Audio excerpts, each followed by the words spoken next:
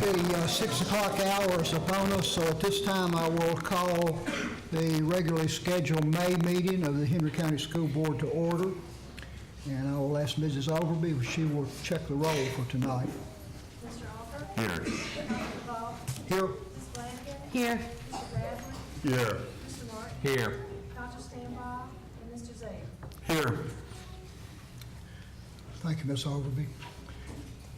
I'll take this time to welcome this great crowd to our meeting tonight. I know that probably you're here because you have a student in our schools that's being recognized and honored. But I'll add to that, we'd like to have you here for every meeting. So don't wait just until your child is coming. Come anytime to observe what your elected Henry County School Board is doing to continue to enhance the educational opportunities of students in our Henry County schools. At this time, I will ask Mr. Alker to deliver this evening's invocation, and Mr. Gravely, would you lead us in Pledge of Allegiance? Excuse me, I haven't approved the agenda yet. Let us pray. Our Father, we thank you for this day that you have given to us, for all of the blessings that you shower upon us. And now tonight, O Lord, we thank you for the success of these students. Bless them and strengthen them. Bless the parents and the educators. We pray in Jesus' name. Amen. I pledge allegiance to the flag of the United States of America and to the republic for which it stands, one nation, under God, indivisible, with liberty and justice for all. The first order of business is to approve this evening's agenda. Is there a motion supporting this? So moved, Mr. Chairman. Second. It's been moved and seconded. Those in favor of stated motion signify by raising your right hand. Thank you. This time we'll move to public comment. We're honored tonight to have with us Delegate Danny Marshall, who represents a large portion of our school division in the General Assembly. He is the he serves on the House Select Committee of School Safety, and we're pleased to have Delegate Marshall here with us tonight. Delegate Marshall. Thank you so much, and we also have Delegate Les Adams, who has part of Henry County. So my name is Danny Marshall. I'm a member of the House of Delegates. I represent the city of Danville, the eastern part of Henry, and the southern part of Pennsylvania. And so let me tell you why we're here tonight and why we started with this select committee. After the tragedy down in Parkland, watching the news on Sunday morning, one of the commentators had one of the fathers and a senior in high school that was part of this tragedy. The commentator made a comment to the father and says, "What should we do about getting guns out of the school?" And the father says, "Stop." He says, "It's not about guns."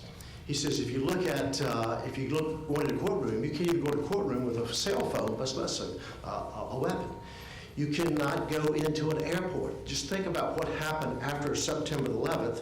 The airports were secured. And so the airports were secured. You cannot take a weapon in there. So what I pitched to the Speaker of the House is to look at trying to figure out how we can secure the schools.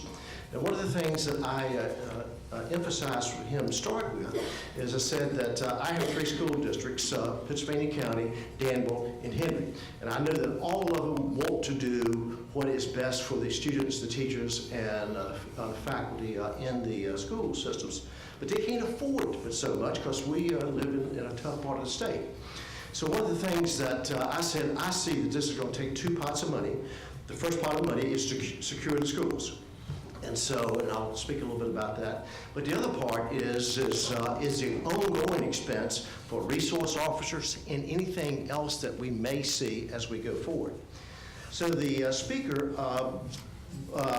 made himself chairman of this committee, and I'm glad that he did, because he is the 800-pound gorilla, and people once in the General Assembly, if he asks for something to get done, and it does get done. So one of the things we're doing at this particular time, actually a week ago, we were in Richmond and we had our first meeting of this select committee on school safety. Now, the select committee is something that has been in the General Assembly. The last time a select committee was used, Abraham Lincoln was president, so you can see that this is not used very often. So the committee is made up of different members of the House of Delegates.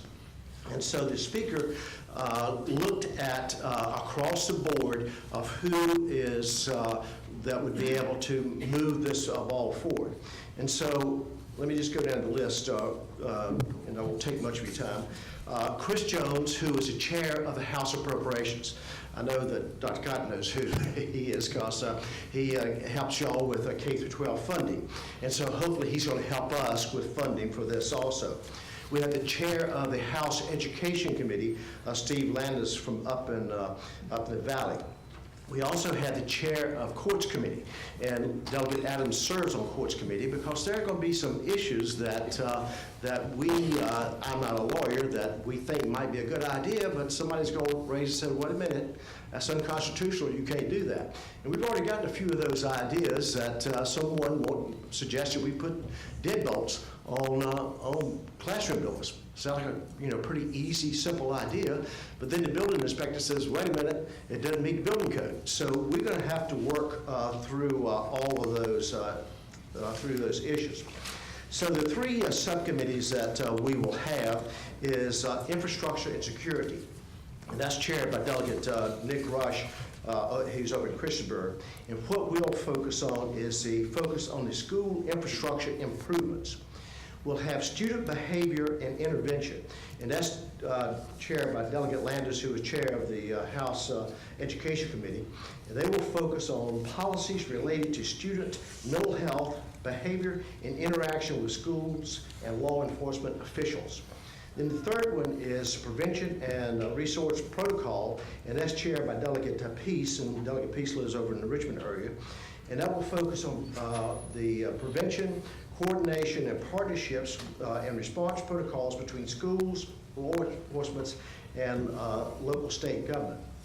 On the handout that I gave you is some of this information, but also down at the very bottom of this is a website.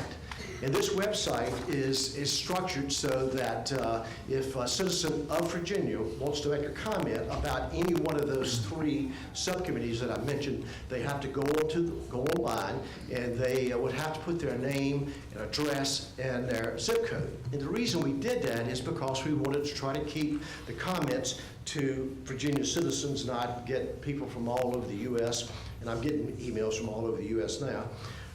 That we wanted to narrow this just to citizens of Virginia. And so you'll be able to go on and you'll be able to make a comment or an idea about one of those three, and then we will look at this. In the General Assembly, we have a group called Legislative Services. I'm not a lawyer. Delegate Adams is a lawyer, but so when I have an idea for a bill, I call Legislative Services, and they help draft that. So the Speaker assigned 4 of the Legislative Services lawyers to this task. And what they're doing now is looking at best practices in the state of Virginia and all over the U.S. and all over the world. And so they're gathering all of that information, and almost every day, more information is coming in. And I just found out today that I think Marshall's building inspector is on a national work group, and their job is to figure out how to secure schools. Just so happens that I found that out today, so we're going to be getting with them. So we're getting information from all over. I would encourage, if you have some information, please do so.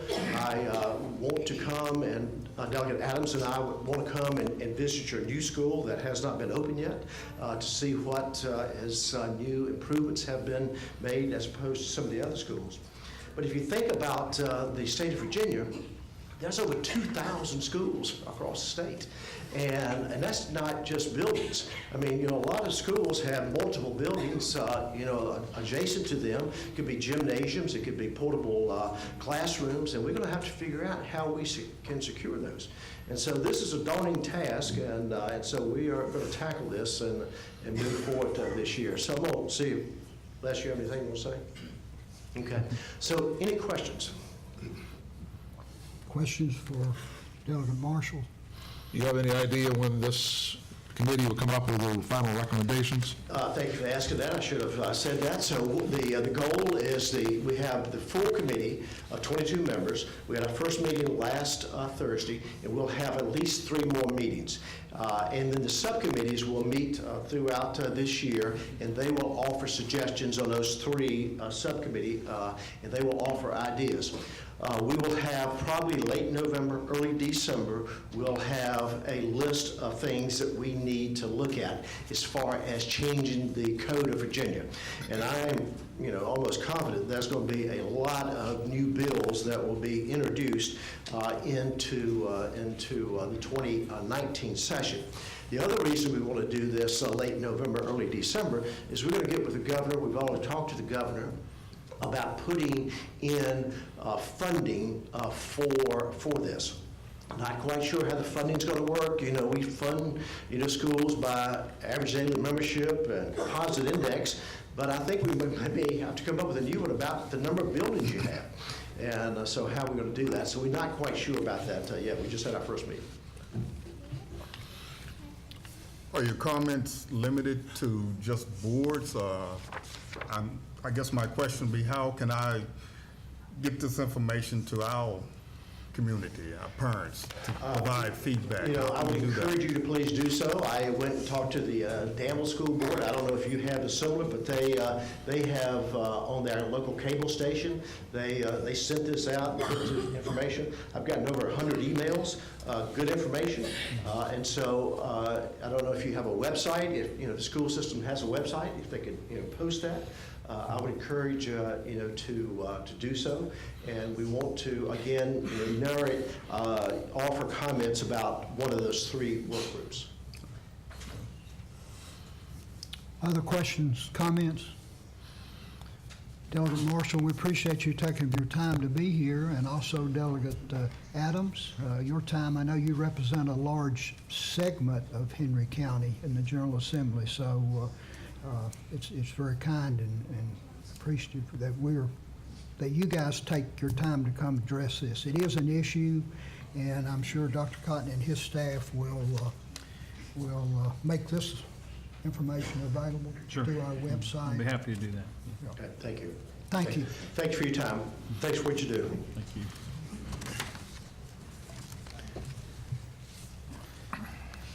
Are there other individuals that wish to make public comments tonight? If not, we will move on to awards and recognition, and I'll ask Mrs. Hatchett to start this part of our agenda. Good evening, Mr. Chairman and members of the board. We're honored this evening to share recognition for several student groups.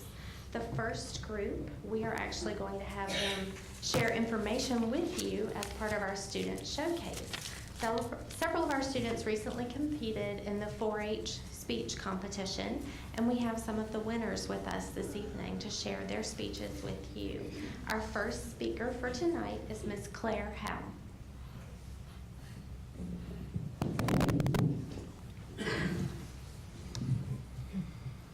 Hello, my name is Claire Howe, and today I will be talking about running, something I personally love. Have you ever ran a 5K, 10K, half marathon, or a marathon? Do you like to run? Well, I do. I love to run. I started running in 3rd grade. Ever since, it's been something that I'm passionate about. I hope to be in the Olympics when I get older. In high school, I want to join cross country, track and field, or indoor track. You need several things for running. A couple of things that you would need are any type of running shoes, such as Nikes, Under Armour, Asics, Brooks, or any other type of tennis shoes. Also, you will need any type of athletic pants or shorts, and any type of running shirt or t-shirt. Now that you know what you need, you might be wondering, how long is a 5K, 10K, half marathon, and marathon? I'll start with the shortest. 1 mile is 4 laps around my school, Philadelphia Collinsville Middle School's track. A 5K is 3.1 miles. That would be 13 laps around the track. A 10K is 6.2 miles, which is 26 laps around the track. A half marathon is 13.1 miles, so that would be 53 laps. Finally, a marathon is 26.2 miles, so that's 106 laps. Whoa, now that's a lot. All of these are pretty long distances. When you run long distances, you want to keep a pace. A pace is when you keep a steady speed. You don't want to use too much energy at the very beginning, or else you might walk a lot of the race and you will have a longer time. In running, you want to strive to have the fastest time. The more you run, the better you will get. It's never too late to start running. If you're still in school and would like to start running, you could join track, cross country, Girls on the Run, or Stride. If you've already graduated school, you can join a running group. Also, if you want to just start running for fun, you can do some of the runs that Miles and Martinsville do. Several of the runs they do are the Harvest Moon Run, the Great Goblin Gallop, Light Up the Night, and many more. All of the ones I just named are 5Ks, so imagine how many more they'll have. Some upcoming runs that Miles and Martinsville are having are the Martinsville Bulletin Half Marathon and 5K, the Super Run 5K and 8K, and the Harvest Moon Run 5K and 10K. So if you want to run, you should sign up for a 5K or any run. You don't have to run a 5K or any certain amount. You and a friend can get together and go to Jack Dalton Park, Dick and Willie Passage, or anywhere near you. Now get out there and run and have fun doing it.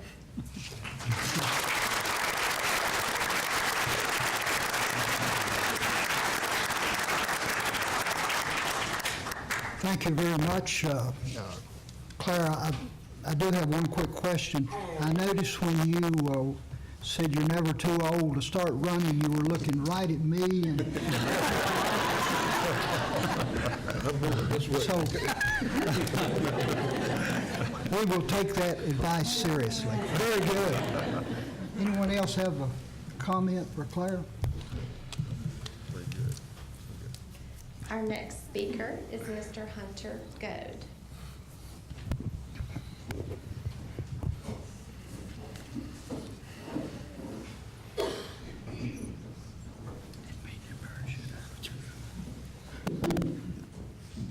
Pass, shoot, and score are the most common words you hear on the soccer field. Many might not believe or accept the fact that soccer is the most popular sport in the world and is played in most countries. Yes, I said it. Soccer is played more than football, baseball, lacrosse, volleyball, and many other sports. Soccer is a great sport and can help you get stronger and improve your body's fitness, build your teamwork skills, and can help you in the future by teaching you important and valuable lessons. Playing soccer is a great workout and has lots of health benefits. Soccer uses the muscles throughout your body and causes you to build more strength, become more flexible, and increase your cardiovascular endurance. The constant walking, jogging, and running on the soccer field keeps your heart rate up, providing excellent cardiovascular exercise. It lowers your body's fat and improves your muscle tone because it works the muscles throughout your body in different ways. Soccer builds more muscle mass and burns more fat by recruiting more slow twitch and fast twitch muscle fibers in the skeletal muscle system than the average workout. Playing soccer burns more calories than the typical gym workout because it uses both aerobic and anaerobic energy pathways. Body coordination is improved through the complex movements of dribbling, turning, and passing, which are performed at various rates of speed and direction. Hand and eye coordination is also enhanced when players kick or receive a soccer ball in any direction through various methods. Soccer increases concentration skills because of its fast pace and requires quick decisions on the field. Players are constantly looking for field advantages, placing themselves to receive a pass or defend an opponent that may attack. Soccer is a great sport for those who may not have high levels of athletic abilities but want to play a team sport. Teamwork is necessary as the players work together in order to perform successfully, even if one cannot master a certain skill. Trusting teammates to do their jobs is the most important part of the team's success. One person doesn't make a team, and the different skills and experiences of the players, both individually and working together to build confidence and boost teamwork. Soccer helps boost a person's self-esteem as they become more relaxed with their newly learned skills taught by their other teammates and coaches. Social skills are also improved when one plays soccer. Valuable lessons are also learned when playing soccer. The importance of having a good attitude towards your coach, your teammates, and yourself is the most valuable lesson you can learn. You learn to take risks and you learn from your mistakes. Hard work also pays off when you play soccer. You can improve your hard-working skills when you attend practices and you try your hardest each and every day. So, as you can see, playing soccer and being on a soccer team can help you in many ways throughout your future. It helps you learn how to be part of a team, it gives you the motivation to continue exercising, and it teaches you important life skills that you can hold on to forever.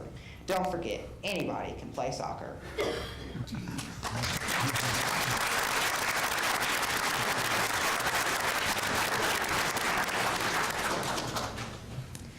And our final speaker in this evening's student showcase is Ms. Edie Kinney.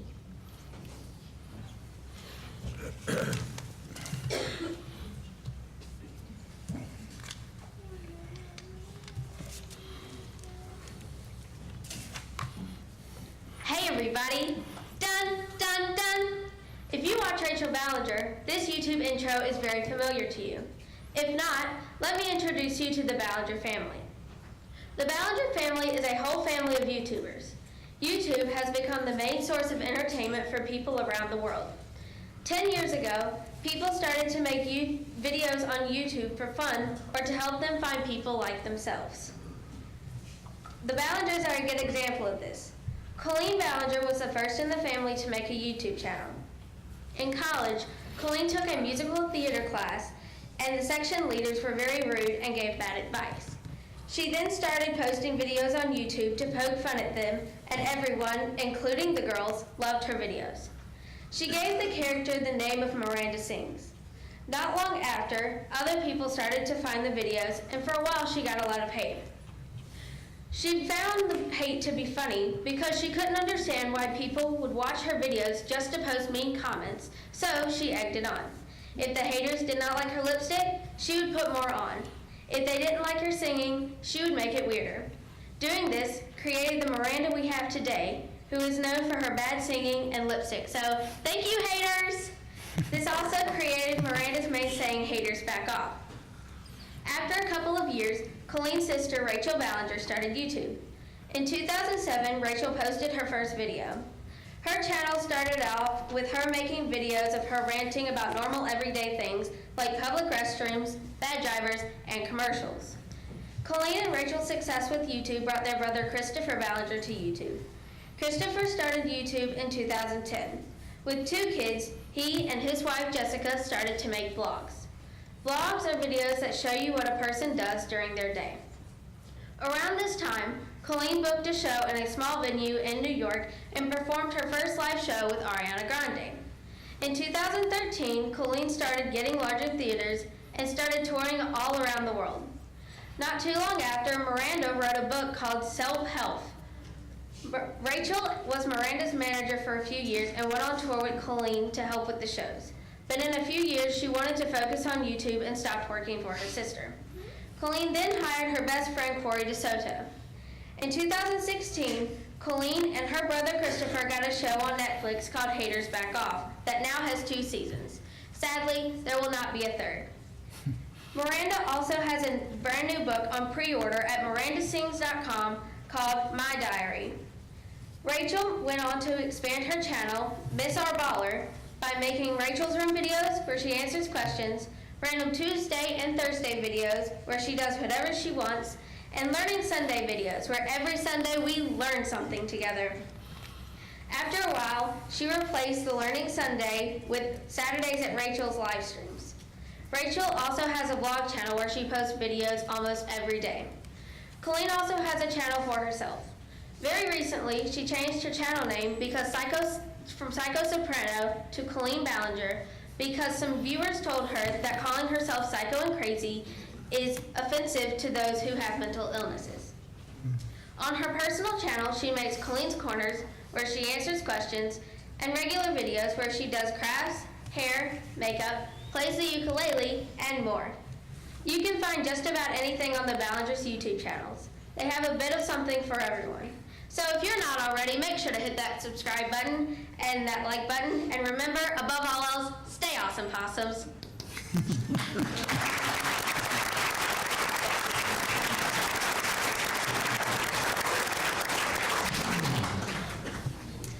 As you know, we are very appreciative each year for the 4-H public speaking competition and the further development of our students' communication skills, which you just saw in an exhibition tonight. So I'd like to ask our speakers to come back up to have their photo taken with our chairman and our superintendent. And I'd like to ask Mr. Hairston to join the group as well.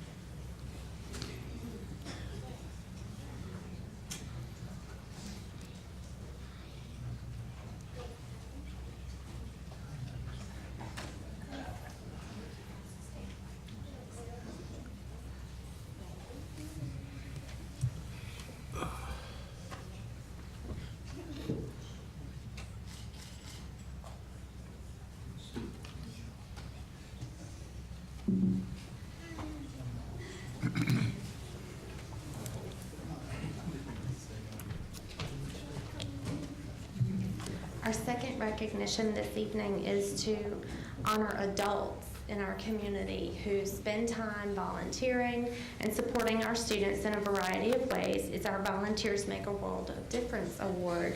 Several members of the Q School, which is a fraternity group in our community, spend time volunteering with young men in our schools. They go have lunch, they mentor in a variety of ways. I've seen them teaching young men how to tie a tie, how to exhibit appropriate manners, but even more important, they talk to them about their character and developing themselves into becoming young gentlemen in our community. And they spend a lot of their outside time and dollars, to be honest, taking these young men to events and really developing bonds with them. So tonight, we would like to recognize the members who are present from the Q School for making a world of difference for young men in Henry County Public Schools.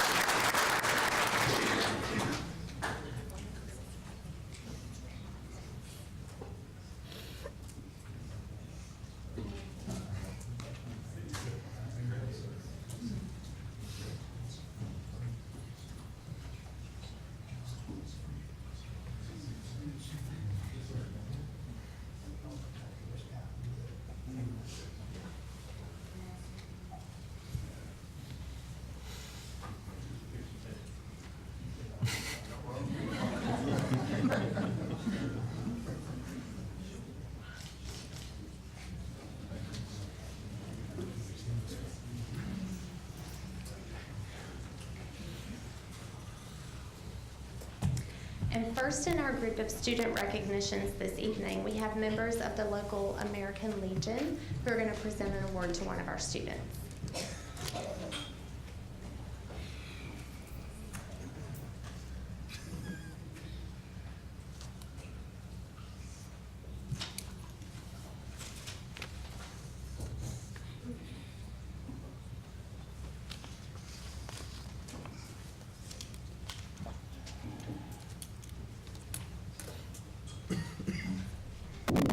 After 16 years, it's kind of hard to stand on this side.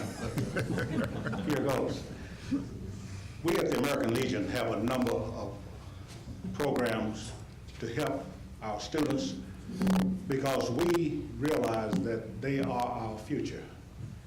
We realize that if there are any more wars, they will be fighting it. So we want to make sure that they're developed. And one of the things that we have that we want to award tonight is for our oratorical contest. Our oratorical contest is offered at different levels. It starts out at post, then it's district, then it's region, then it's state, and then it's national. A student that goes all the way through and win first place can win in excess of $24,000 for this. And the speech is on the Constitution, so it's something that's being taught in the schools and that every citizen should be well aware of. So we're so proud tonight to have a young man that won 6th district, and he also won 3rd place in Western Region. So we have for him tonight a plaque, a certificate, and 2 checks. Please come forward.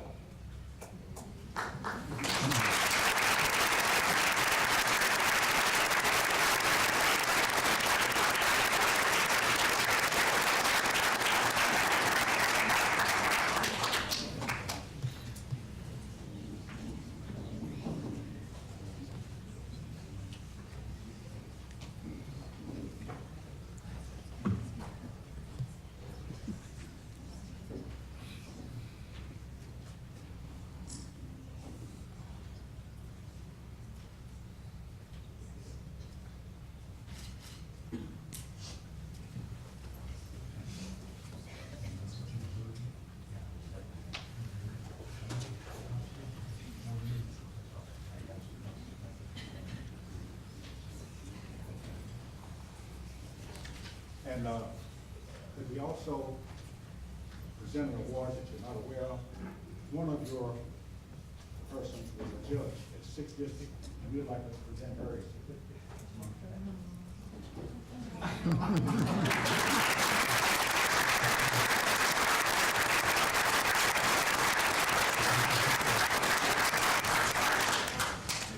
I told Mr. Milner I didn't know I would have invited him if I had known he was going to do that. It's supposed to be about the students.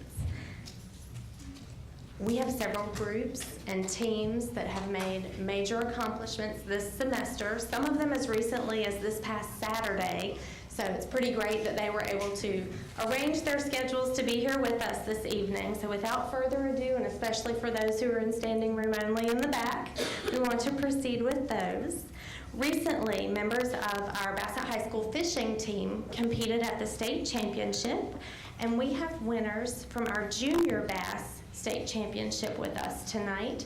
Mr. Tate Jones, a student at Samville Elementary, and Mr. Troy Carter, a student at FC Middle School. So we'd like to ask them and their coaches to come forward to have a photo taken.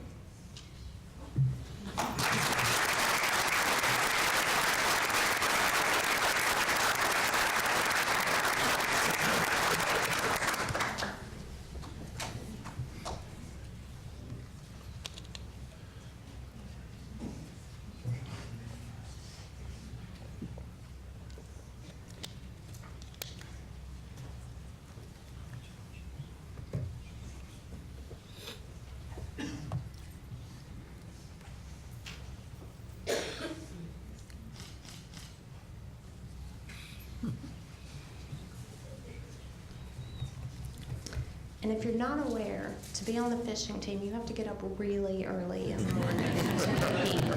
So I think that's important to note, that these young men not only compete really well, but they get up very early to do it. Along through the season, points are tallied along the way, and we have 2 young men who qualified for state championship with the points that they accrued throughout the course of the season, and they are Bassett High School students Camden Bird and Zach Williams. So we'd like to welcome them.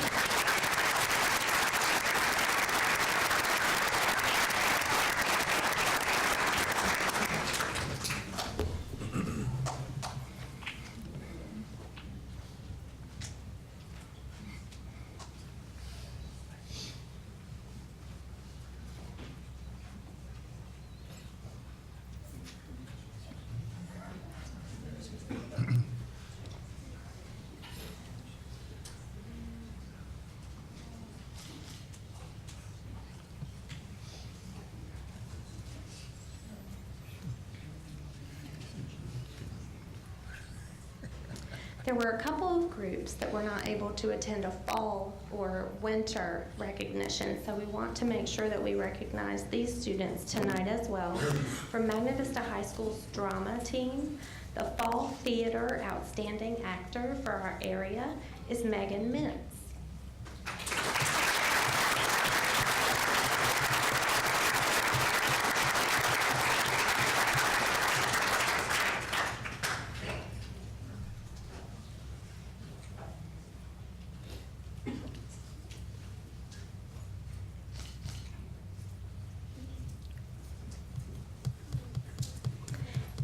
And winning for our area, the Forensics Serious duo is Caitlin Thompson and Madison Stowe.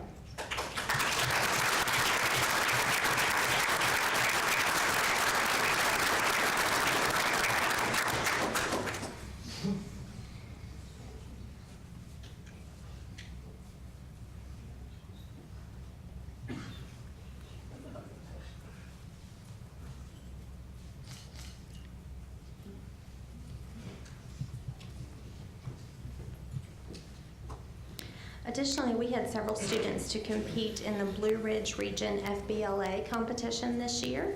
So we'd like to recognize these students for their first, second, and third place accomplishments at that competition. Tyler Bray, Anna Lewis, Trevor Eggleston, Finley Underwood, Lynn Wynn, Alex Lawson, William Gardner, Yolanda Hernandez, Alexia Moore, William Brindle, and Adrian Hilton.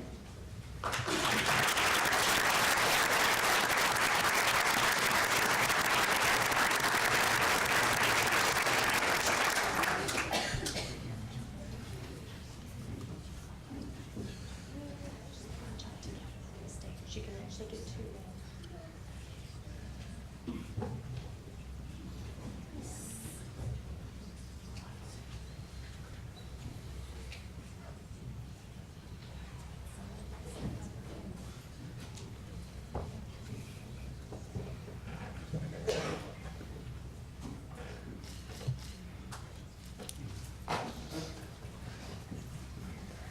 Tyler, I'm going to ask you to stay where you are. Additionally, Tyler Bray competed in the Virginia State FBLA competition and won third place for business calculations.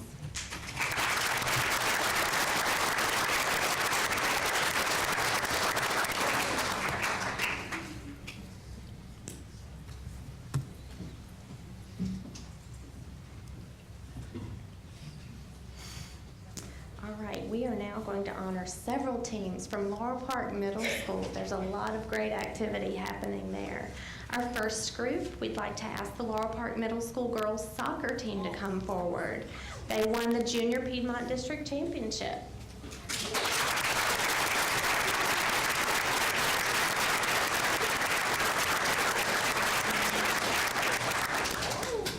Members of the team include Morgan Smith, Cassidy Blair, Mackenzie Easter, Danielle Draper, Emily Rodriguez, Amy Patel, Chloe Ray, Haley Hughes, Dulce Reyes Lopez, Haley Chitwood, Emily Diaz-Monet, Grace Gongora, Kelsey Reese, Jennifer Ruiz, Sophie Kendall, Jacqueline Rivera, Ruth Diaz-Alvarez, Noelia Valderrama, Alicia Garcia, Skylar Hopkins, and Alondra Vera Carrillo. Ladies, I'm going to ask you all to make several rows. Some of you will go up on the stage and some on the stairs.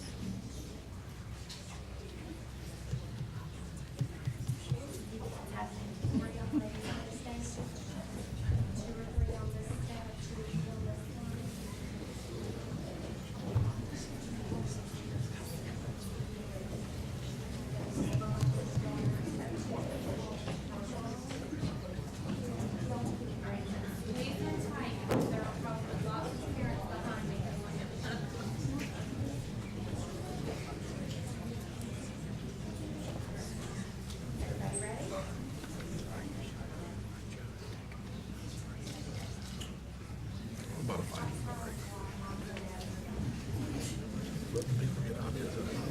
People never think there's packed back there.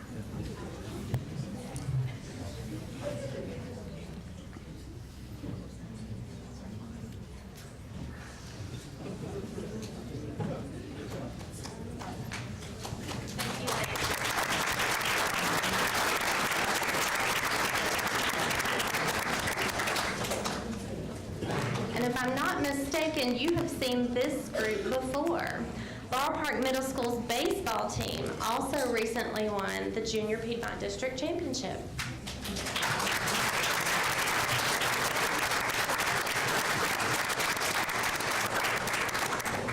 Members of the team include Tommy Powell, Ian Martin, Taylor Holthausen, Paxton Tucker, Terrence Hairston, Caden Shively, Xavier Ashley, Marlon Whitaker, Adam Hurd, Colby Walthall, Austin Gammons, James Martin, Avery Brown, Landon Moore, Mason Newman, Ty Hairston, Logan Mason, Preston Davis, Dylan Johnson, and Will Compton.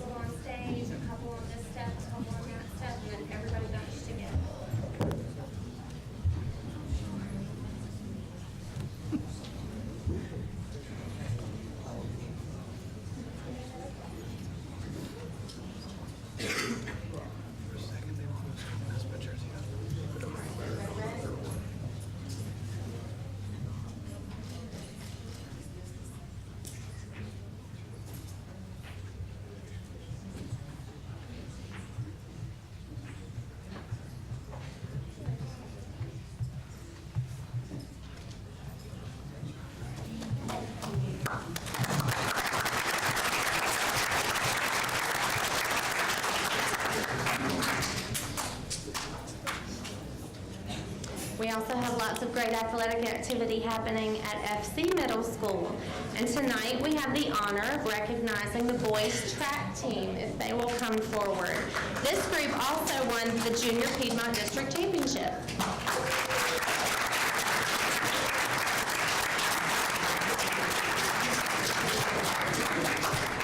Members of the team include Dante Duvernay, Braden Foley, Cody Lampkin, Sterling Jameson, Sean Foley, Nicholas Stoneman, Zachariah Nylander, Benjamin Flores, Marlon Jameson, Brian Pearson, Brendan Easley, Quentin Ray, Gabriel Divers, Taheem Klein, Malachi Hairston, George Gregory, Darius Morrison, Caden Collins, and Bryson Morgan.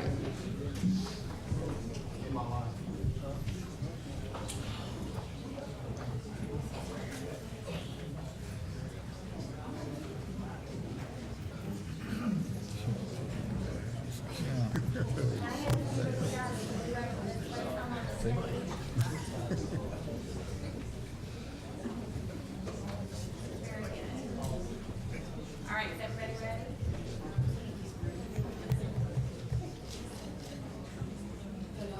Make sure you make copies on the desk.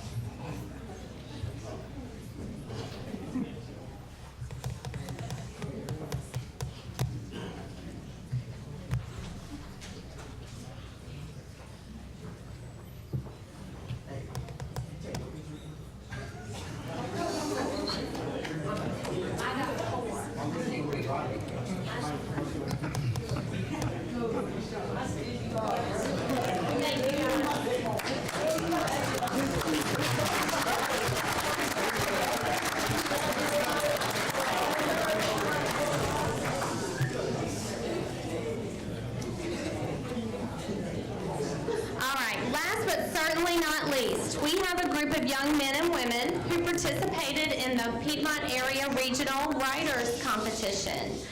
Winners from our school division who won the Young Writers Contest for their grade level or category and who are here this evening are asked to come forward for a photo.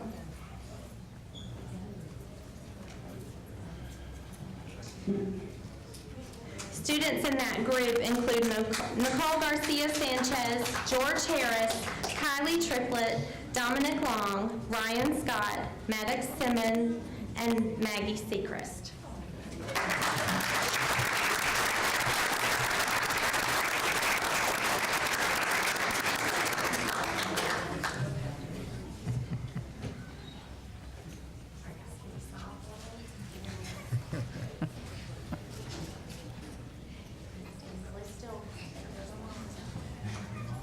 Get it? Thank you.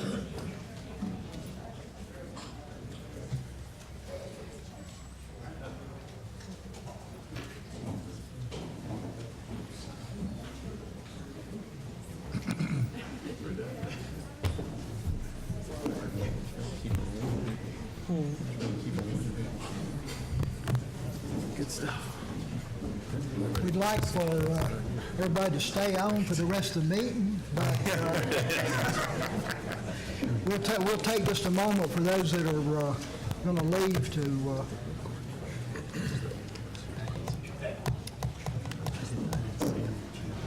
you know the Gardner family? Are you related? This one. Our teachers. Yeah, but I have a teacher too. It's not the same thing. Okay. We have Scott Gardner, a teacher.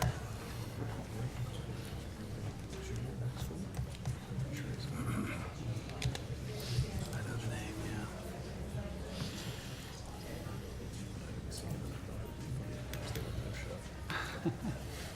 Sounds about right. We have, as you could tell, those of you who are still here, we have lots of really good things going on in Henry County Public Schools, and it's great that we can recognize that many young people who are achieving in programs through our local schools. We move at this time on to the information agenda. Mr. Scott, are you going to bring us up to date on Meadowview? Yes, sir. Mr. Chairman, members of the board, as we mentioned last month, what a great way to kind of wind up the construction. That is part of our time-lapse video from Meadowview Construction. One of the things that was part of the construction camera was to have this information at the end, and so Ms. Hatchett and her team has worked really hard on this, and we're excited to kind of bring you a quick little 2-minute video to share what the past year and a half has looked like.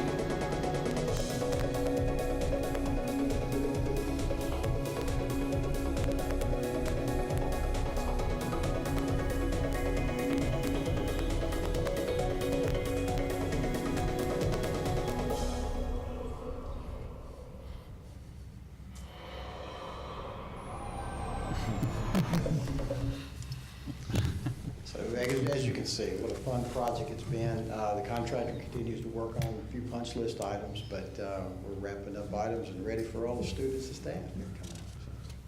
So, any questions about what you're on at this point? I do want to say thanks for the wonderful tour that we had with the students a couple of weeks ago. I enjoyed it very much, and the school is very, very beautiful. I'm very proud. Thank you. I think it was exciting to see the excitement from the students' faces as they did those tours. They did a great job.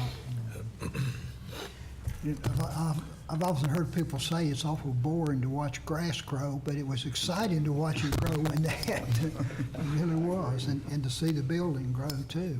Yes, sir. Being out and around in the community, and I know other board members have experienced this too, we hear lots of just such really positive comments, and how good the building looks and the site, how good it looks. And almost everyone says, when are we going to have an open house so we can see it? Do we know anything definite about that yet?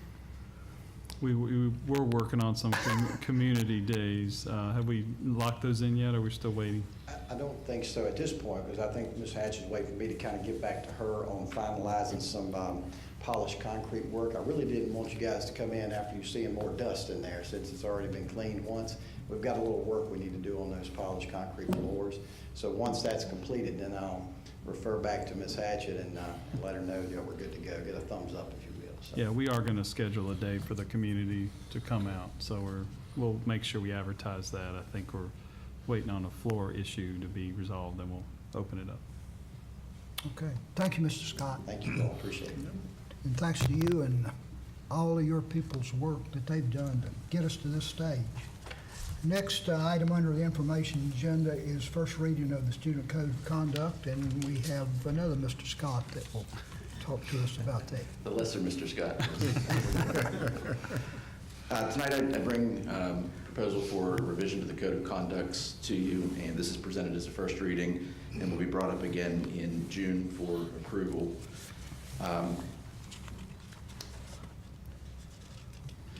So the revisions are in line with our strategic goals, and as you know, we are coming to the end of our Envision 2018 strategic plan. But the current goals under there, the primary plan is the safe and orderly learning environments, and that's where most of this is directly related. But it also works in the service of family and community engagement and high quality instruction. And as the new strategic plan is unrolled, I'm sure it will have the same kind of snug fit in those strategic plans. The purpose of the revisions here is that there's a multitude of reasons for them. The first is dealing with the standards of quality that we are compelled to review these every 2 years. And this also brings it into the board's view here at an important time as we begin to address our commitment to offering interventions and supports to students in an effort to reduce suspensions in our schools. And that's all in keeping with the state's push for implementation of PBIS, or the positive behavior interventions and supports. I also envision the Code of Conduct as being a resource for families, and so this is an opportunity to include revisions in it that would add language in there to talk about the access of educational resources when students are unfortunately separated from the classroom. And it also gives us an opportunity to address some of the emerging concerns, things that we've learned in the past year or so that we want to make sure that we're addressing in print in our Student Code of Conduct. And those concerns are not just from the school, but also from community stakeholders, the Sheriff's Office, and even the Department of Juvenile Justice has kind of weighed in on some things. The information for these revisions does come from a variety of sources and takes into account several different perspectives, and I've listed those here. I participated in the Virginia Student Support and Conduct Committee, which had representation from all the superintendent's regions. And so through some of those discussions, that's informed some of the changes that we've made. Also collaboration with people who do similar work as I do in the different divisions in Region 6. Also informed some of these revisions with discussions from the administrators that work on the Discipline Review Committee, and we review those decisions where students have been suspended for 10 days, make further recommendations for them, and also have talked with different administrators throughout the county. And as you'll see later in the presentation, we're still in the process of soliciting feedback from county administrators. I have reviewed evidence-based strategies that are kind of attendant to the PBIS strategies and making sure that they have representation in our Code of Student Conduct. And as you're aware, I also furnish a monthly report for student discipline and attendance. And so those things, as attendance becomes more of a focus of accreditation, we want to make sure that we're speaking to our guidelines in the Student Code of Conduct. If you would humor me for a minute, I'd like to just very briefly talk about the process so that you have an understanding of how this work was done. The first thing was to identify the strengths in our current Code of Conduct. And there were many. It's for years been a very solid document. But we also wanted to address those areas of ambiguity where a parent might read one thing and a school official might read another. So we want to make sure that we're taking time to address those and spell out with certainty the different things that need to be spelled out. We also wanted to think back on the last year or two and make sure that there are behaviors that we hadn't anticipated, that as they've come up, we've taken note of how we've addressed them and how thoughtfully we've done that, and want to make sure that, again, we're putting our practice into print. We've also consulted our Henry County School Board policies to make sure that what we do operationally is what we say that we're going to do in our policies, and making sure that there's continuity there and everything is speaking the same language. We've reviewed statutory requirements in the Code of Virginia. As you know, there are changes that have come out recently. We want to make sure that we're in compliance with all statutes. And the work of that Virginia Student Conduct Committee, they've also updated the Virginia Department of Education guidance on Code of Conducts, so that has also been a source that I consulted. After consulting those and kind of having an idea of what needed to go in and what needed to, there was very little that came out, just more or less got rearranged. Wanted to make sure that we added sections in there to talk about PBIS and to talk about the efforts that we're making to keep students in the classroom, as far as how a teacher is addressing a student and the opportunities that students have to learn from a teacher who's going to model the appropriate behavior, and make sure that we're not jumping to the conclusion of, it's time to suspend a student, but actually giving students an opportunity to work through some of those challenging behaviors. Also wanted to make sure that we are clarifying things like the responsibilities and the operational definitions that we're using when we're talking about student discipline and student conduct. And then the last part of the revision process was, I'm sorry, not the last part, but an important part of it was to reformat some of the things where I think we had good intentions in previous versions of the Code of Conduct, but they were somewhat open to interpretation, and so we wanted to make sure that we presented them in a way that shows a connection between behaviors and the interventions and consequences that might be the result. And then the stage that we're at right now is presenting it to you and making it available to our county administrators so that we can get feedback and make sure that everybody is reading from or singing from the same hymnal or whatever that metaphor is. So that feedback is being solicited not only from board members, but also from principals and assistant principals, department directors, and various other people that have to have some input on that. Key features of the Student Code of Conduct. These are things that appear in it year after year, but we want to make sure that I want to make sure that everybody knows where to find this information. Information about the responsibilities for a safe and orderly environment. What I've added this year is to include the role and responsibility of the school resource officers. We also want to make sure that we have spelled out the compulsory attendance standards and the statute that goes along with that, and discuss so that parents have a better idea of what steps we take when a student begins to have non-attendance issues. And again, in our school discipline section, we want to make sure that we are presenting that there's a kind of a parallel extension of the supports and interventions along with the consequences. Other staples of the Code of Conduct are to have key policies in there, such as the technology acceptable usage policy, how we handle discipline for students with disabilities, and also the Henry County Dress Standard. We have general provisions put in there. They were somewhat understated in previous versions, but we want to make sure that we kind of capture the broad authority of the schools, and make sure that parents and students and staff understand that there are certain circumstances that would increase the severity of violations.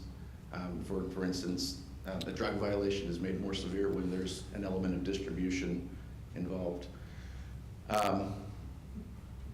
To kind of speed up a little bit here, we've included where to find information about additional educational services, our first offender program, alternative education, things that if a student's behavior results in some separation, we want to make sure that they have access to an education, and we find that we take things very seriously when it comes to discussions about any student being expelled. I've included a definition section this year that had not been in there previously, but I want to make sure again that we are able to agree upon certain definitions as we go through. So in the section for the safe and orderly learning environment and talking about responsibilities, one of the things that we've learned from the past year is that when we have a crisis situation, whether it's hoax or a real situation, we rely on student information, testimonies from students, and we need those to be accurate accounts. So one of the things that we're doing is a character measure in the classrooms, and as we're talking to students, we also want to make sure that it's represented here in the code of conduct to say that we rely on students to give us truthful and accurate information when we're investigating situations like that. I also call attention to the fact that the presence of the resource officer is intended to promote a positive climate and to maintain a safe and secure environment.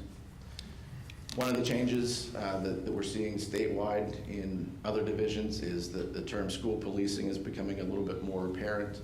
And I didn't want anybody to be taken aback when they see school policing in there, but that's just where we address our search and seizure policies and also talk about what is right and what isn't right as far as when students are questioned surrounding an event, and details in there that questioning by an SRO has to be tied to investigating a criminal aspect. The new language around PBIS, I'm not going to read this whole list there, but again, it's the spirit of that is to talk about our commitment to reducing suspensions, making sure that student behavior is supported, and that we don't just expect a consequence to result in a change in behavior. One of the new things that has come up is tobacco has become more challenging as vaping devices are becoming more prevalent. And so we want to make sure that we capture that in our language and make no bones about it that any kind of use of a tobacco product in our schools is prohibited. Some of the student conduct issues that have happened over the last year have also made us want to take time to address our technology and AUP, or the acceptable uses policy, and talk about unauthorized content, particularly when we're recording other people without their knowledge and transmitting that. And then I found it important to mention the limited jurisdiction of the school, that we talk about all the things that the student conduct that gets kids in trouble, but we also want to draw a line and say, we're a student that sprays spray paint on a stop sign somewhere else in town that doesn't have an impact on the school and isn't the school's business, but those things that do create a disruption or have the potential to create that disruption in our school, we do have jurisdiction over. So in summary, I want you to be aware that the revisions that you see in the copy that's been provided for you, the text is all in red and underlined, that has all the new features in it. We want to make sure that we're adding that language to talk about the supports and the incentives that we're offering to students, and how that's balanced out with the punitive actions that we would take in the course of student conduct. We want to make sure that we're clarifying the roles and responsibilities of all the people who come in contact with students, and in particular, increasing some of that accountability for our students. Want to make sure that as we make any change that we're preserving the flexibility of our school officials to supervise the children, and then address the emerging behaviors, because unfortunately, for everything that we write and put in print, there are some things we can't anticipate, and so we want to make sure that we're staying abreast of that as best we can. Again, this is presented as a first reading this month, and I invite you to pour through it and ask questions, provide feedback, and then we'll be happy to make those adjustments and bring it forward again next month for approval. Are there any questions at this time? Any questions for Mr. Scott? I always, I guess, have a question, maybe it's something we'll discuss later, or something you mentioned there about recording of other students not in the school setting, and then that coming back into school. You feel like that's been addressed? It is addressed, and it's something that's kind of a disputed legal matter sometimes, when there's that nexus between what's happening outside of school and what's happening in the school. It's a difficult line to draw, but it's something that through training and through exposure to these things, we're learning more about when we are well within our rights to discipline students for those things. But as far as whether that's problematic behavior, unfortunately, we do catch wind of a lot of those things and do our best to address those. Any other questions or comments? Would it be the expectation, once this is approved, I read through it and I know we got consequences, but would it be the expectation that if the document states that, I guess I'll use level one of the minor, across the board, school per school, this is what's gonna happen, right? Well, the expectation is that those are in there for reference. And, case by case, there are things that would elevate consequences or reduce consequences. So that we'll have some flexibility still. Yes, sir. Yes, sir. And what we want to do is we want to, start that dialogue and say, these are the things that we've been able to put in place proactively, and these are the things that a student can expect when they're demonstrating some of these behaviors. Right. But we also want to make sure that, as I said a little bit earlier, that school administrators still have that flexibility to supervise the students and to do what's right in a situation. And Mr. Gravely, I know you know this, but some of those infractions have additional behaviors that come with it. Like if it's a cell phone infraction, it's not, it becomes more than that if a student is disrespectful when they're asked to turn over their phone or put it away and those kinds of things. So that of course gives the administrator some flexibility in how to address the issue based on the severity. Others? I appreciate you saying, I think I heard you say that building administrators still have some discretion within limits and guidelines of how Yes, sir. things And many are of the handled. infractions that are presented are listed in a range, so that there's a continuum of interventions and supports and consequences that can go along with those. And one of the things that we've strived really hard to do is the more severe the consequence is, the more we build up those supports along for the student. Sure. Other comments, questions? Well, this seems pretty comprehensive to me, the steps you've gone through, and I encourage all board members to look at it maybe in greater detail before our next meeting, so that if we have questions or concerns, those can be cleared up before it becomes the law of the land. And Mr. Chairman, as we said, as Mr. Scott has said, administrators are providing feedback over the next month as well. So we may have some feedback from them to share at that time. Okay, thank you. Move to item 5 on tonight's agenda, the consent agenda that was presented in the copy of the agenda that everyone has prior to tonight. Are there any specific areas in that consent agenda that need to be brought out for individual discussion? One thing, Dr. Cotton, maybe I just want to point out, because I was glad to see this, the item about approval of college guides for Bassett and Magna Vista, I was glad to see those percentages and how they have increased for students matriculating to some form of higher ed, whether it be college, community college, job training, or whatever, how that's gone up in the last few years. Is that typical around the state? I know you have both schools listed individually, but that's impressive to see that. The sponsor for that, it's a partnership with UVA, and they usually share some data with us. And of course, the results that we have are on par, or in some cases better than others. But if you all remember, that's the program that our students and parents wanted us to keep in the budget. Remember, that was something we were concerned about, whether we could sustain. And of course, we kept it in there, and it all comes down to the people serving in these roles. We've had some outstanding college guides this past couple of years, so we need some new, right? Who's on that committee? Hopefully, we can try and provide feedback as we're moving forward, but we want to make sure we have some good ones coming in, and that's really the key to making that work. I certainly agree. Any other items that anyone wants to mention? If not, we'll move. I'm sorry? Are the athletic trainers, are they providing a service year-round or just specific sports? I'm just looking at what we paying, and then It's a good price, isn't it? we're getting a good deal, yeah.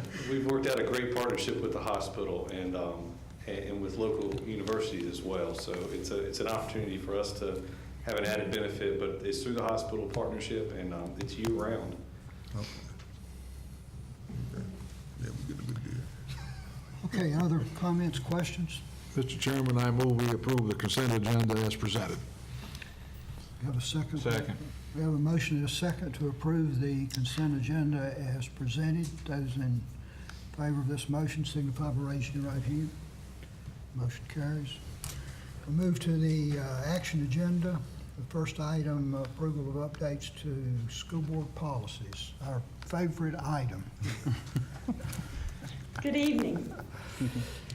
Proposed policy revisions do reflect efforts to bring policies and regulations into compliance with newer existing laws. Policies were presented in a red line format at the last meeting, as well as summarized at that board meeting, and hopefully you had an opportunity to review them. The revisions are presented for a second reading, and it is recommended that the revisions be approved as presented at this time. So moved, Mr. Chairman. Second. Moved and seconded. Any discussion? All those in favor of the stated motion signify by raising your right hand. Motion carries. Thank you, Ms. Landon. We'll move That's to all my questions last time. approval to purchase Talent ED Human Relations Suite. Henry County Public Schools currently uses Talent Ed products: Records, Perform, Recruit and Hire, and Thrive. These components comprise a talent management solution designed to digitize, organize, and streamline employee records, record teacher evaluations, track recertification points, and streamline the hiring process. These systems are synced, and they do provide a paperless digital human resources environment. This is a sole-sourced purchase. Each of the item costs is broken down for you if you'd like to review those. It is recommended that the school board approve the purchase of Talent Ed Records, Perform, Recruit and Hire, and Thrive products in the amount of $47,866.30 from the fiscal year 2018 budget, pending year-end funds, or the 2019 budget from the Human Resources Department. Mrs. Landon, can you talk about how this is going to change our hiring process and onboarding a little bit? Absolutely. We actually have already been using Talent Ed Recruit and Hire for a number of years. That product was in place when I joined the school division about 5 years ago. There are a number of other products that basically comprise a comprehensive system. We've talked for some time, you've heard us talking for some time about the fact that we wanted to be able to digitize human resources and to make the hiring process, the onboarding process, and everything that we do much more efficient and much more customer and user friendly for our employees and those who are going through any of our processes. So Recruit and Hire is actually our applicant tracking software. That's what we use for everyone who goes to the website to apply for a position. They go through Talent Ed Recruit and Hire. Now we've also implemented this year Talent Ed Records Pro. With Records Pro, we're able to do electronic onboarding, which means that people are able to do all of their initial human resources paperwork, all that paperwork that people have to do when they come on board. That's now becoming a digital process, so it's digital onboarding, and they get an email and they can go through that process electronically. It also allows us to have digital personnel files, so we can eliminate the paper there, as well as to be able to send out electronic announcements and electronic contracts. So when someone comes to apply with us and then they end up being offered a position and coming to work, they will have an electronic application that then moves into their electronic personnel file, and then there are electronic folders that we can house everything in and we can all have access to without having to go dig out a paper file. The Talent Ed Thrive is a product that we actually implemented this year, and it gives us the ability to be able to move our licensure recertification process into an electronic format. So teachers are able to put their recertification points into the Thrive system and to be able to maintain them there, and then when they're ready for licensure renewal, they're actually able to print out a transcript or send an electronic transcript that can assist with that. Talent Ed Perform is a system that we are just now going through the training process on, and we will be implementing it in the next month or so. And with that system, we'll actually be replacing Edivate, which we currently use for performance evaluations for teachers, and we'll be able to use that, actually not just for teachers, but for all of our employees to do electronic personnel evaluations, performance evaluations. Very good. I have not seen Mrs. Landon this excited in a few years, right? About an initiative, because HR, there's so many challenges that she faces, but I know you're very excited about how this is going to make your job so much easier, and it's going to stop all the paper that we keep collecting. We're going to triage the paper that keeps coming into the HR office. So we are very excited about the efficiency improvements that we think that we can capture through this process. So Other questions, sir? Does Talent Ed provide the security? Yes. To all, okay, because we're talking about personnel files and And we've been working for several years on digitizing student records, and we're just getting started on staff records. My concern has always been that we need to be digitizing all of these records, and because, if we had any kind of flooding or fire or anything at our records office, we would lose everything. So we've been working on this over the last several years. Well, as an HR, I'd like to make a motion in support of this recommendation. Second. Okay, we have a motion and a second. With no additional discussion, those in favor of this motion signify by raising your right hand. Thank you, Ms. Landon. Thank you. Next item under action, approval and appropriation of 2018-19 special ed annual plan and so forth. Good evening, Mr. Chairman and members of the board. I'm here to present to you the special education annual plan for the 2019 fiscal year. First, our preliminary award amount is approximately $2,029,674. That is based on our previous award amount, which is the same. We did, however, have a child count increase from 1060 to 1133 in the past year, and we will receive final notification of our award amount in July of 2018. And I know this is most everybody's favorite part. It is 100% reimbursable, so any of the money we spend, we do get back. As you've seen in the sheets that I provided, the outlines, 23 highly qualified teachers and 15 highly qualified paraprofessionals are paid out of this grant. And we do also take out a proportionate set-aside fund. This year's will be $19,921.81, and that is calculated as a percent of the total award amount. And that is used to provide special education or related services, including direct services, to parentally placed private school children with disabilities, including homeschool or Carlisle as an example. We do have carry forward funds, as we do have 3 grants going on concurrently, one ending, one in progress, and one starting. For the remaining balance of the 2017-18 6B funds are used to fund some of the services for 2018. The services include extended school year field experiences, DeCapo Vivo music program, which you guys have experienced previously, a behavioral specialist, a computerized IEP management system, independent living skills training, orientation mobility services, and other professional development as needed.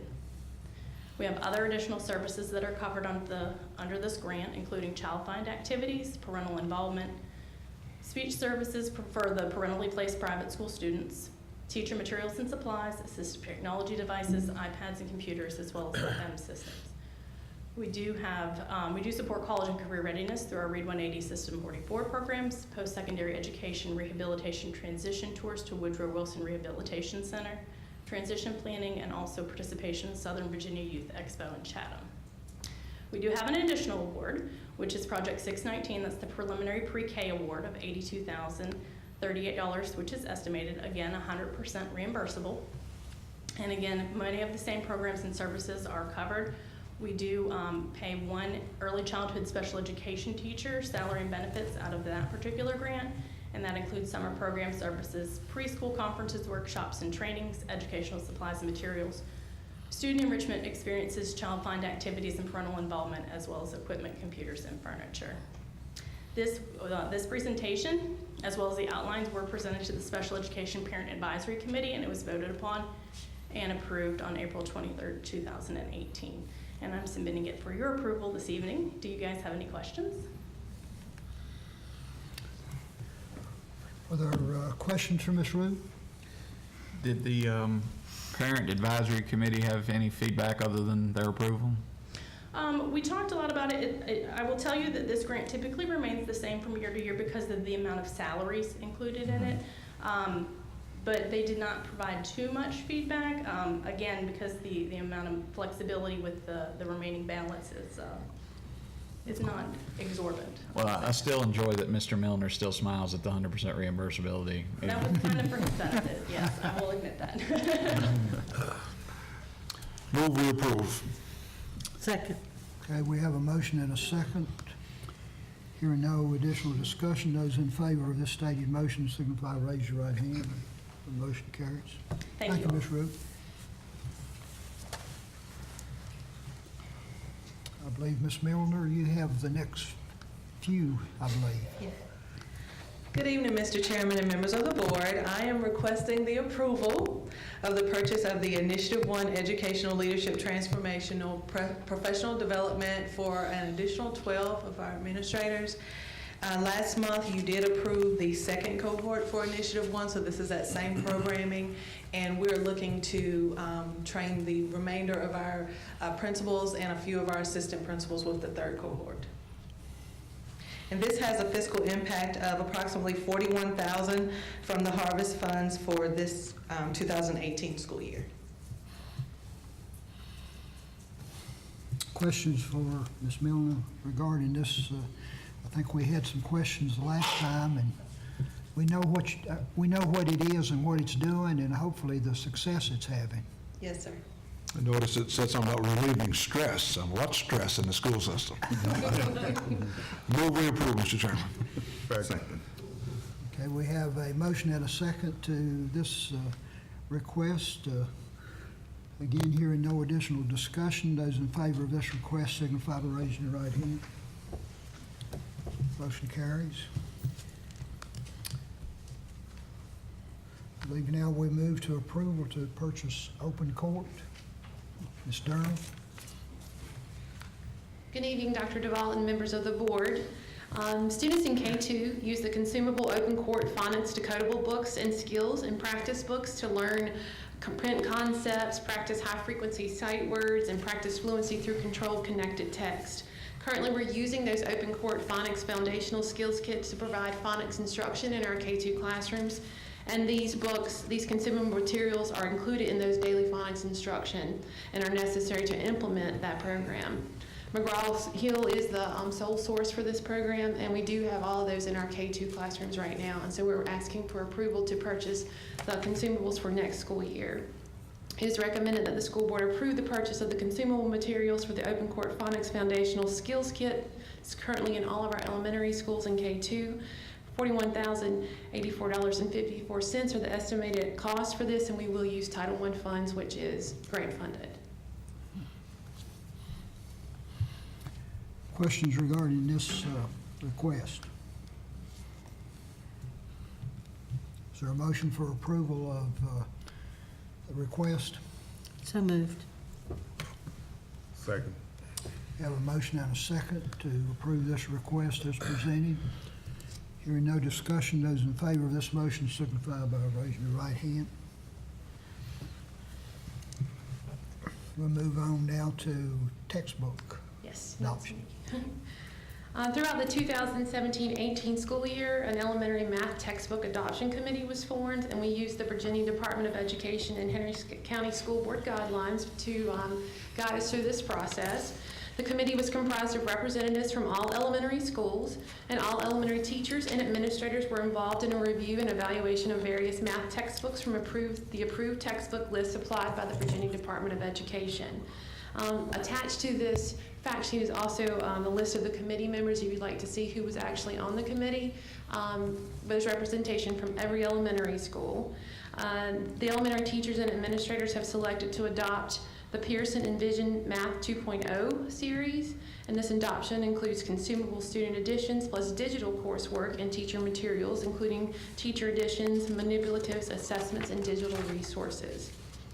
It is recommended that the school board adopt the Pearson Envision 2.0 Math K-5 textbooks and its ancillary materials as presented on the attached list, and I can answer any questions that you have about that if you have questions about what we're getting. We're estimating not to exceed $450,000 out of the state textbook budget for this adoption, and we won't go over $450,000. We have been working on that, and we're very close to $100,000 less than that, we think, too. But we've got to set aside $450,000 if we need that. And it's from the state textbook budget.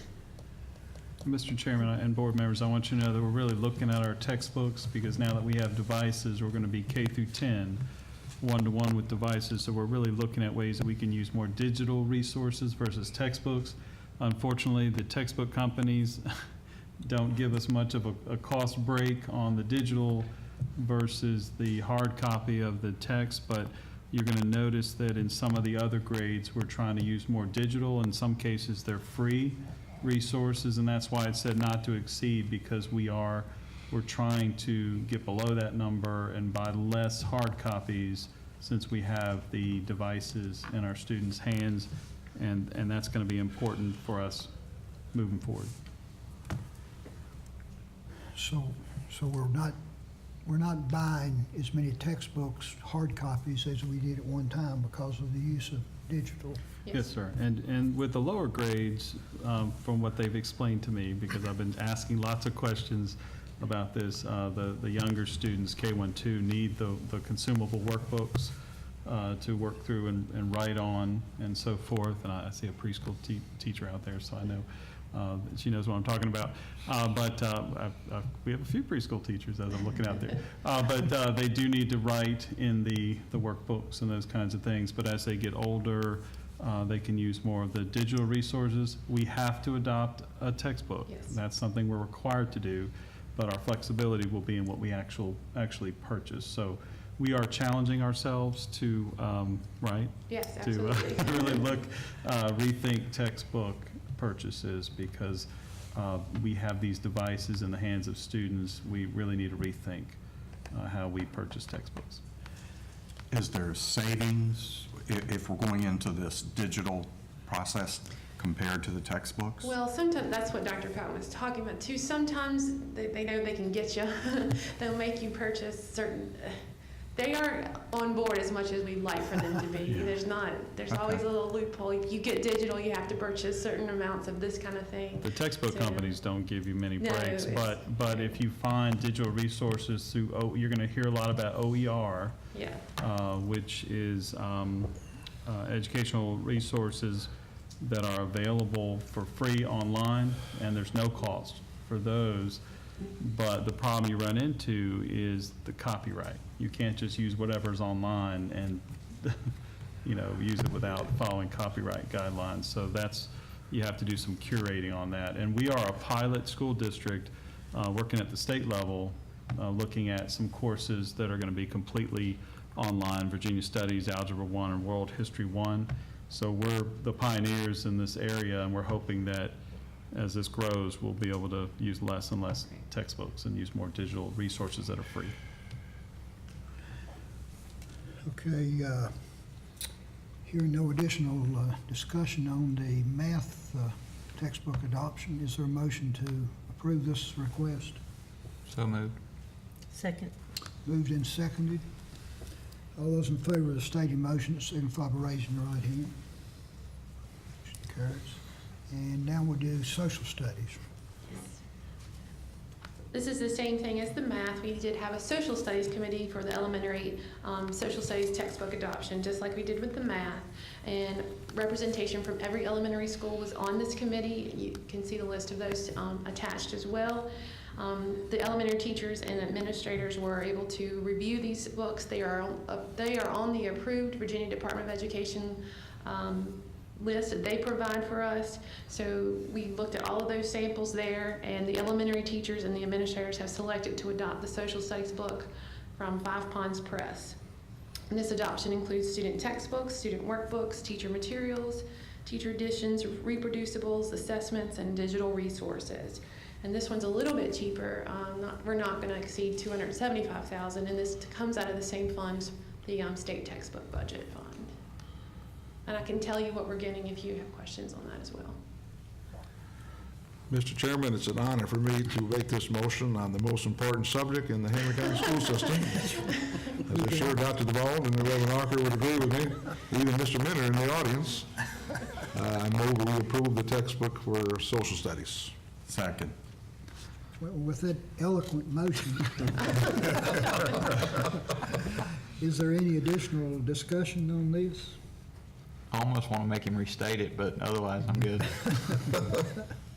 All those in favor of this motion as presented signify by raising your right hand. Motion carries. And Mr. Chairman and members of the board, I just want to mention it now because it fits here that we're revamping our social studies sequence, and our fourth grade, our Virginia Studies is moving to fourth grade. And then you like this, Mr. Zayer, Mr. Ucker, our U.S. history is going to be in fifth grade. And then what we're going to do is we're going to do civics in seventh grade, and we're going to do world geography and global studies in eighth grade. So all of our eighth grade students will have the geography course. That's what we're lacking, because when they get to high school, they're struggling in world history when they don't know where anything is on the map, as well as the cultures and other pieces to the geography course. So this has been a transition year. Yes. Next year will be full implementation of that reordering sequence there. So wish us luck as we move forward, but I think it's the right thing to do. Okay. Thank you. Thank you, Mr. Earl. Those of you who've been on the board for a while know that every year we go through some textbook adoptions. It's different subjects each year, and this just happens to be the year for math and social studies. So we'll move to high school math. Mr. Manor. Good afternoon, Mr. Chairman and members of the board. Over the past year, staff members from all secondary schools have been involved in the review of math textbooks that are on the approved list from the Virginia Department of Education. The committee, as well as staff members at these schools, were given an opportunity to review these textbooks and have chosen the books on the document provided on the attachment. It is recommended that the school board adopt the 6 through 12 math textbooks as presented on the list, not to exceed $225,000 for math fiscal year 2018 budgeted textbook funds. And as Dr. Cotton had stated and Mr. Irma stated, we're moving away from everyone carrying a textbook to more classroom sets, digital resources for all 6 through 12 students. Do you have any questions? Questions? You just answered mine. About classroom sets versus, Yes, sir. I should have asked that. We have a motion regarding math request. So moved. Second. Moved and seconded. No additional discussion. Those in support of this request signify by raising your right hand.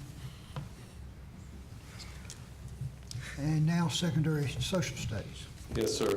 Over the past school year, staff members from all secondary schools once again have been in the process of reviewing social studies textbooks.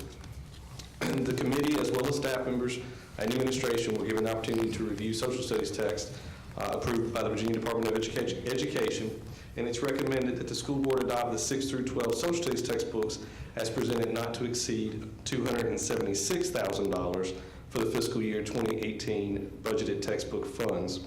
And in this same situation, we'll be using classroom sets in grades 6 and 7, 9 through 12, but 8th grade will be cultures and geographies, as Dr. Cotton has stated, and we'll be using OER, digital material, text, manipulatives, and maps and globes, so that our students understand the world they live in, the cultures in that world, and are better prepared when they go to high school.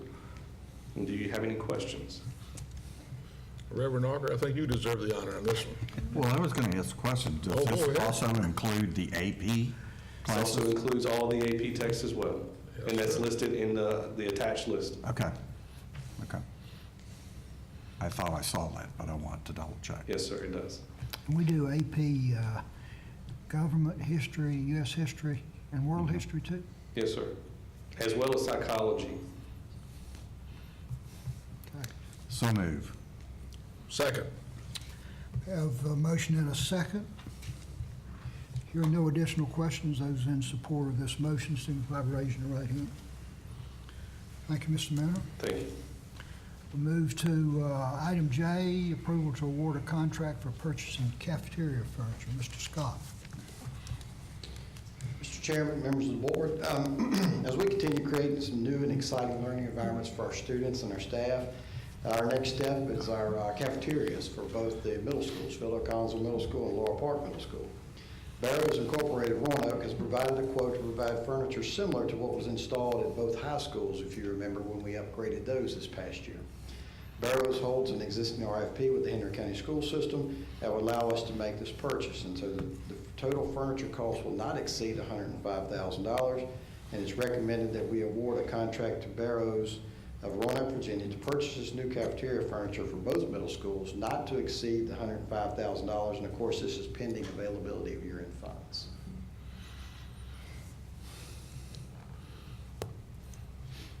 Having been in both high schools and seeing the cafeterias, it really looks different from when I was in school. Felt like I was back in Hardee's or whatever. It's really nice. We were going for Starbucks. Going for Starbucks. I know Sell coffee, dude. I know Dr. Stanbaugh's not here, but I believe the expression he used for your Starbucks expression is overpriced and pretentious. Well, we're going for the college. College. Well, I guess that kind of, I trust you. I haven't been in high schools, so I'm trying to visualize what this is going to look like. So I guess I need to go by the high schools and see what Sure. I would love for you to visit that. If you can visual a lot of bar top seating, if you will, along the wall, a lot of high top tables, low top tables, just kind of a good mixture. And as Dr. Cotton mentioned, it's a good campus feel for when if you go to some of these college campuses, different look for it. And that's in line with our strategic plan. We've been really working on innovative learning spaces. You know, we've been revamping our media centers as well as our cafeterias and other learning spaces for students so that all students have access to these new innovative environments. And let me correct some. I've been in the high schools, I just haven't been to the cafeterias. I always go to the cafeterias. I guess I need to go by the You cafeteria. have to visit the cafeteria. Yeah. Okay, with no additional discussion, do I hear a motion regarding this purchase? So moved. Second. Moved and seconded to award the contract for updating the cafeteria furniture at the two middle schools. Those in favor of the stated motion signify by raising your right hand. Motion carries. Next item, approval to award a contract to upgrade building automation system at Sample Elementary. Yes, sir. The building automation system for each of our schools provides access for our energy management system, and it helps us control our heating, cooling, time of day scheduling, and whatnot. The automation system at Sample Elementary has failed and in need for a replacement. The original controller is no longer available and needs to be upgraded. So we currently have a loaner on site so that we don't have any interruptions with our system. Trane has given us a loaner that we can use during this time frame. Trane also holds a maintenance contract with both Henry County and Henry County schools for mechanical and controls maintenance. And per this contract, we can sole source Trane for major repairs or services. Trane has provided a proposal for this upgrade in the amount of $23,478, and it's recommended that a contract in the amount of $23,478 be awarded to Trane for upgrading and repairing, of course, this building automation system at Sample Elementary. Questions? This regulates the heating, cooling, and all of that. It does, yes, sir, and it gives us an opportunity to remotely access it. As a matter of fact, I was just checking one of our school sites while we were during the meeting so that we can adjust temperatures remotely. So, Any questions? Motion? So moved. Second. Motion and a second to approve this request. Those in support signify by raising their right hand. Motion carries. Last item under this section of our agenda, it's for cafeteria equipment at Bassett High School. Dr. Cotton, I believe you're going to do that. Thank you, Mr. Chairman and members of the board. The School Nutrition Department applied for and was awarded a grant with funding through the federal fiscal year 2017 Equipment Assistance Grant Funds for USDA school nutrition programs. Funding will be used for serving line at Bassett High School. School nutrition solicited bids that are attached, and you can see that they're selecting the lower bid there as noted. You had already approved for the additional appropriation in a previous meeting, and this is just them moving forward with the actual purchase at this time. I can try to answer your questions, but I'm filling in for Marcy Lexa, so I may have to get back to you if you have any detailed questions on this one.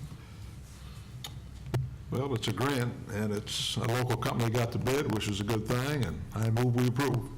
Second. Okay, a motion and a second. Any additional discussion? If not, those in favor of the stated motion signify by raising the right hand. The motion carries. We'll move to the superintendent's report. Dr. Cotton. Great, thank you, Mr. Chairman. I have lots of great highlights to share with the board from the last month. The first one is Sleeping Beauty. Students at Axon Elementary recently had the opportunity to view Sleeping Beauty performed by the Richmond Ballet in partnership with Piedmont Arts Association. Following the performance, students were provided the opportunity to ask questions and dance with the ballet performers. Color coding. At Campbell Court Elementary, Mrs. May's third grade class got to experience the fun of learning to code this month. Pairs of students were given paper, colored markers, a code sheet, and an Ozobot. As the students began to draw solid black lines, they mixed in color codes that would dictate what the Ozobot would do. Participants enjoyed learning how to code as well as watching the Ozobot run on the tracks they made, and I think you all had experience with the Ozobots at one of our board meetings last year. Keeping the earth clean. Preschoolers at Drury Mason spent a recent afternoon cleaning up litter around the school to celebrate Earth Day. The students discussed the importance of taking care of the land we use and properly disposing of trash through recycling. Math night at Food Line. G.W. Carver Elementary staff, in collaboration with Food Line of Stanleytown, hosted Food Line Math Night for G.W. Carver students recently. Students were tasked with completing a scavenger hunt for items around the store. The scavenger hunt facilitated the opportunity for students to transfer their learning from the classroom to a real-world situation as they worked to total up their grocery bill.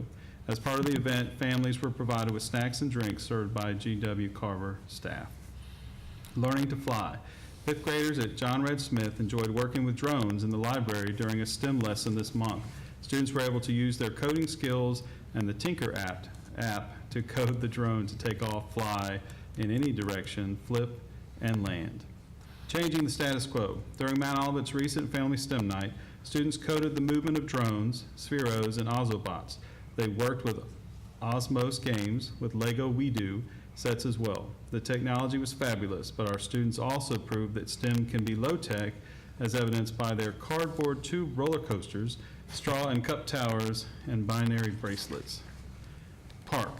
This winter, Henry County students in grades K through 12 participated in the Piedmont Art Reading Council, or PARC, Young Writers Contest. Students could choose to enter in the categories of short fiction, dictated short fiction, poetry, dictated poetry, or essay.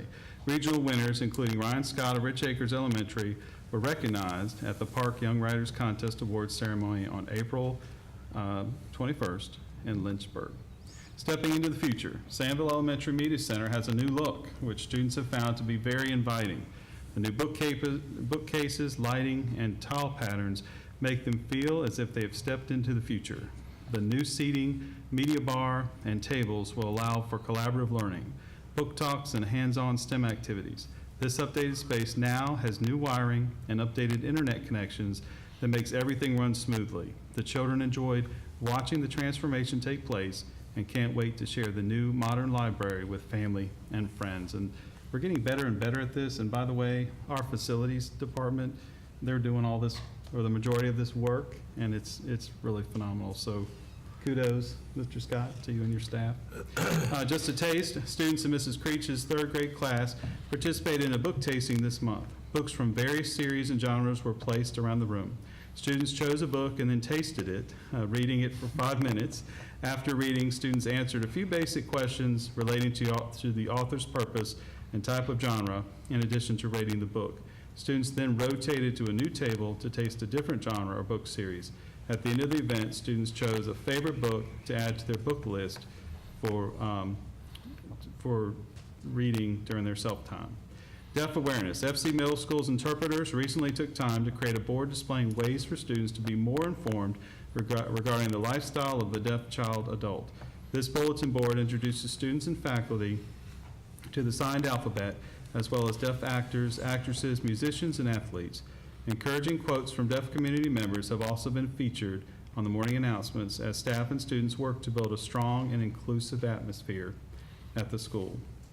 This schoolhouse rocks. Laurel Park Middle School staff and students presented their first annual Arts in the Park event recently. Lancers showcased their musical and artistic abilities around the school for families and friends to see, and the choir class worked with artist in residence Devin Pendleton to produce the musical Schoolhouse Rocks Live for the school community. A night of theater. Under the direction of Mr. Corbin Campbell, Bassett High School's drama program recently debuted the musical Hairspray for the community. Student actors and actresses performed for a full house during all 3 of their recent showtimes, proving the play to be the first big musical success at Bassett in nearly a decade. We look forward to many other successes to come, and I was able to attend as well, and they did an outstanding job. Learning life skills. Students in Mrs. Hilton's life skills class at Magna Vista have been enhancing their culinary skills this spring. They have been working recently to practice cutting and preparing vegetables to make the perfect omelet. One of the more difficult breakfast items to prepare for amateurs and professionals alike. Winning real life scenarios. There was only one problem at New College Institute's recent cyber defense competition: a hacker. James Madison University computer science professors and JMU Cyber Defense Club students were on site at the New College Institute to provide a realistic experience to teams of 2 to 3 students and 1 coach. Each team was presented with a scenario of being the newly hired information technology department for a small company. Teams had to ensure all business critical services continued and set up the appropriate systems to protect 3 files containing intellectual property for the company. The winning team with the 95% uptime included Colby Willard, Michael Todd, Justin Compton, and Coach Donna Hicks from Bassett High School. In search of high-quality professionals, there was only one problem. Whoops, I think that's the same thing there. On this particular one, we of course did some recruiting, and you can see some of our staff members recruiting here. And as you know, recruiting is an ongoing process throughout the year. The next item is the STEM Fair. On Saturday, April 14th, 4th grade students from Henry County demonstrated their STEM projects for Area Division 6 schools at the Virginia Museum of Natural History. The Southwestern Piedmont Elementary STEM Showcase's purpose is to recognize exemplary STEM projects in the region. These projects were part of the 4th grade performance tasks completed by students throughout this school year. 3 representatives from each elementary were chosen to participate in this event. Students that attended the showcase received an award and a certificate for their hard work. And finally, congratulations to the following teachers who were surprised in their classrooms with innovative technology learning grants last week by Amanda Cox of AEP. Axton Elementary's Jennifer Colston, Campbell Court Elementary's Taylor Shelton, and Mount Olivet Elementary's April Peters. And I was actually in her class earlier today. And board members, I'd like to also share with you that we have several future educational leaders in the audience. They have the unfortunate problem to be in my college course that I'm teaching through James Madison University. But they are future leaders, and we're happy to have them here this evening, spending time with us. Mr. Chairman and board, members of the board, I'll answer any questions you have on any other items listed. Any questions for Dr. Cotton on other items in his annual report? We probably need to interview some of those students to get a yes, we do. Evaluation of Dr. Cotton. I'm sure it would be good. Yeah. I hope it would be good. We'll move to item 8 on our agenda for the evening, matters from the board. Are there any specific matters from the board to be brought forward? Mr. Chair, board, I'm requesting, I guess if you will, your support as well as endorsement as I pursue. It was brought to my attention that the intersection at 58 and I guess would be Dogwood going into Laurel Park. A traffic talking to VDOT to see if we can install maybe a traffic light there. I talked to Sherry Whitlow, our transportation director, and she also indicated that it would be a great idea because, we have an increased traffic flow at Laurel Park Middle School now due to car riders, and she herself has been out and observed buses taking anywhere between 10 to sometimes maybe 15 minutes to get through that intersection there, and which in turn is causing the buses to be late, and she gets calls from parents, "Where are my child?" So I like to have a conversation with VDOT, and I like to have the board's, I guess, blessing in that pursuit. I don't know where we'll go with it, but at least start to have some conversation with VDOT about the possibility of putting a traffic light there. Mr. Gravely, the proper thing to do would be to ask VDOT to do a traffic study at that intersection. And you could make a motion, I'd be happy to second it, and they do the traffic study, and it'd be in their hands then what the study shows. Okay. All right. So we need a motion to get. Yeah, it's at the 58 in Dogwood. 58 in Dogwood, I think, Dogwood, yes. So I'll make a motion then that we ask VDOT to do a feasibility study at the intersection of 58 and Dogwood for a traffic light. I'll second the motion. It's a traffic study, so I mean, there might be other things they can do too. I mean, VDOT, they have their engineers, they're experts in this area. I'll second the motion. Okay, any other comments to that motion? I know that as you drive by elementary schools and middle schools too now, the traffic of car riders is just dramatically increasing. It says, yes. Well, any other questions, comments? All those in favor then of this stated motion signify by raising your right hand. So Dr. Cotton and your staff in some form would initiate this letter? Sure, and Mr. Gravely had called me about this recently, and I believe, I was just looking over here at Michael Gardner, I believe that I would write a letter to request the study. Right. We've done that for other things in the past, so we can certainly do that. Other matters? I do want to say thank you to the board, and especially Mr. Alker for the support of dedicating Bassett High School's Fine Arts Wing for Mrs. Maddox, and Delegate Adams for coming by and presenting the resolution. I thought it was a great ceremony, and thank you to Dr. Cotton, Mrs. Hatchett, Mrs. Agnew, and Mr. Harrison, the band, and everyone who had a role in that. And thank you for getting the resolution on her behalf. We appreciate that. Very appropriate, and we will have another one of those coming up later for Mr. Trott up at Carver. Any other matters? We'll remind you under item 9, reminders of upcoming dates. I won't go through and read all of those individually. You have a listing of them. I would like to put a special plug in for board members to attend graduation exercises at both Magna Vista and Bassett. I think it sends a message of support from this group to both high schools and both high school communities. That's an opportunity for the people in the community to see that we are supportive of what is taking place in our high schools, and to really honor the graduates. And I will add, it's not on my list, and I don't know if it's on the agenda or not, the graduation out at the Center for Community Learning is scheduled for May the 13th at 6 o'clock.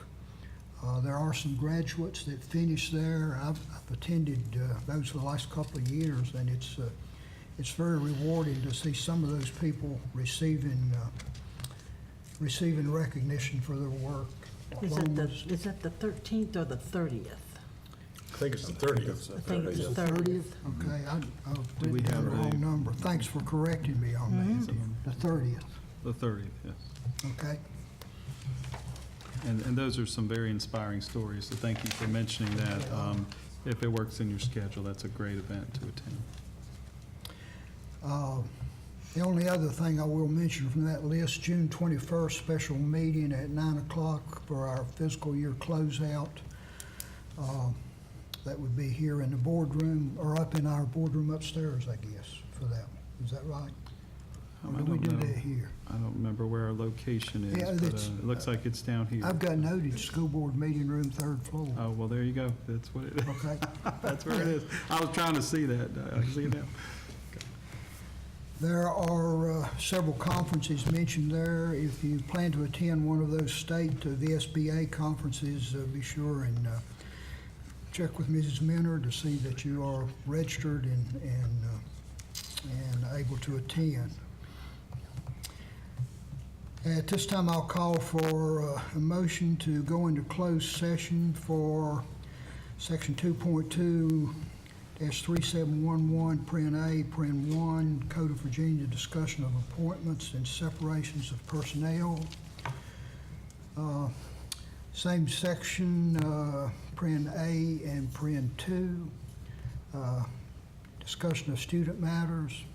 Same section, Paren A and Paren 3, Code of Virginia, discussion of acquisition of real property for public purpose. Is there a motion? So moved, Mr. Chairman. Second. Those in support of this motion signify by raising the right hand. Okay, we will go upstairs to the boardroom for a closed session at this time.